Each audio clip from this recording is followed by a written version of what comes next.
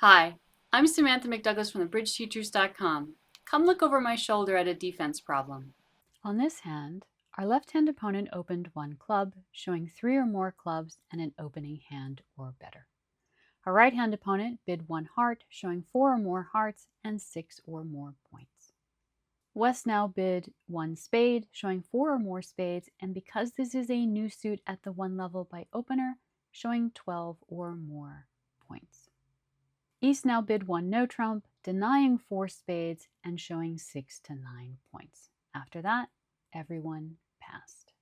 Keeping track of all 4 suits is incredibly difficult. It's a skill that we build up to. We start by working on counting one suit, and once we're comfortable with that, we add a second suit. But I'm going to tell you a little secret. On most hands, keeping track of 2 suits is enough. The key is choosing which suits to keep track of. So we're going to build this skill the only way you can, which is practice. On this hand, we're going to practice building this skill. And what I want you to keep track of is the heart suit. And I want you to keep very close track of which hearts have played and how many have played. And I also want you to tell me partner's first discard. The person who held our hand chose to lead hearts. I think this is a good choice, even though East has bid hearts. Because we have honors without a sequence, we are going to lead our 4th best card. Declarer played the 8, partner played the queen, and Declarer played the 2 from their hand. Our partner now led the 9, Declarer played the 3, we played the jack, and they played the 10 from dummy perforce. I'm going to take this trick away, and then I'm going to ask you about the heart suit. Let's start with how many. How many hearts have been played? 8. There were 4 on the first trick and 4 on the second trick. How many hearts are outstanding in the hidden hands? 2. Where are they? We know from the auction that they are both in the East hand. On the auction, East showed 4 hearts. They have played 2 rounds of hearts, and so they have 2 hearts left. Do you know what both of those outstanding hearts are?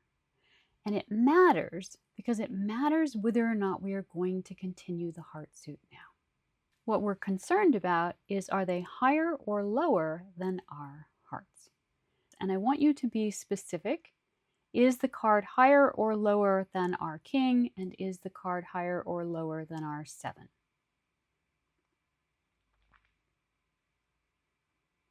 One of the cards is higher than all of our hearts, and the other one is lower than the 7. You don't need to know specifically what that little spot card is. What you do need to know is whether it's higher or lower than the 7. Now, for extra credit, what 2 hearts are outstanding in the East hand? The ace and the 6. It's important to know that the 6 is lower than the 7, because that means that our king and our 7 are touching cards, and we have a sequence here. This tells us whether or not it is safe to continue playing hearts. What do you think? Would you play another heart? Yes. Our concern here would be if Declarer had, say, the 8 or the 9. Then if we led the king, we would be giving them a trick that they shouldn't be getting, because they are always going to get a trick with the ace.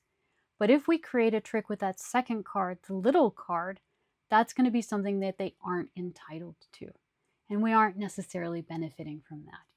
But if we can guarantee that that little card isn't going to take a trick, because we know that our little card is higher than that, then we want to keep leading hearts. So it's very important to know whether that little card in the East hand is higher or lower than the 7. We can create 2 more heart winners by leading the king or the 7, driving out the ace, and making our other 2 hearts good. So we absolutely want to lead another heart here. Now an advanced consideration is which heart we lead would be suit preference for partner. So we are going to go ahead and lead the king. Declarer is going to play a spade from dummy. Partner is going to play the 7 of diamonds, and Declarer is going to win the ace. Declarer now led the 7 of clubs. We played the 4, they played the 10, and partner won the queen. Partner led the 10 of spades. Declarer played the jack. We played the ace, and Declarer played the 4. What should we do now? We should play hearts. Our hearts are good. Which heart should we play? The 7. Don't forget that East still has the 6. Both of our hearts are good because we can force East to play the 6 under our 7. But you wouldn't want to start by leading the 4 because that card would not be good. What was partner's first discard? The 7 of diamonds. On every hand, I want you to pay attention to 3 things every single time. I don't care if you're dummy. At the end of the hand, I want you to be able to tell me what partner bid, what partner played on the first trick, and what partner's first discard was. The first time that partner could not follow suit here was the 3rd heart trick, and on that trick, partner played the 7 of diamonds. This partnership plays odd even. So the 7 of diamonds says that partner likes diamonds. With that in mind, what should we lead?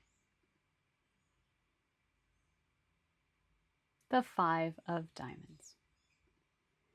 This last trick will set the contract.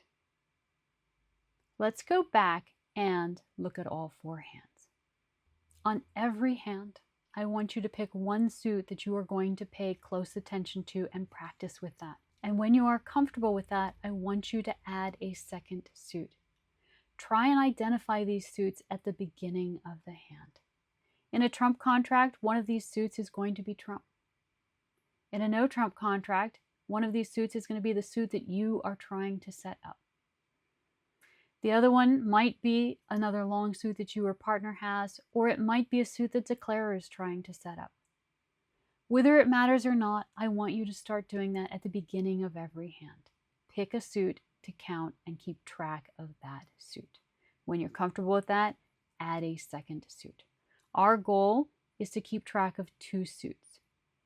Keeping track of all 4 takes a lot of practice, a lot of focus and concentration, and it is our end goal, something that we're working towards a couple of years from now. Right now, I want you to work up to being able to keep track of 2 suits, and I want you to think about which 2 suits those are going to be at the beginning of the hand.